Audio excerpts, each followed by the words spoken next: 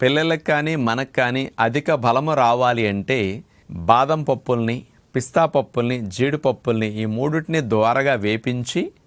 Powder చేసేసి ఆ పౌడర్లో కొద్దిగా ఎండు ఖర్జూరం పొడి, అవకాశం ఉన్నవారు కలుపుకోండి, లేనప్పుడు తేనె కలిపేస్తే ఇది ముద్దలాగా అవుతుంది ఈ మూడిటి పౌడర్. ఈ ముద్దను మంచి క్వాలిటీ ఖర్జూర పండ్లు కొనుక్కుని పొడవుగా గింజ తక్కువ కండ ఎక్కువ ఉండే వాటిని తీసుకుని చాకు పెట్టి కట్ చేసి ఒకవైపు గింజ తీసేసి ఆ మధ్యలో మిరపకాయ బజ్జీకి లోపల వామది ఎట్లా కట్ చేసి పెడతామో అట్లా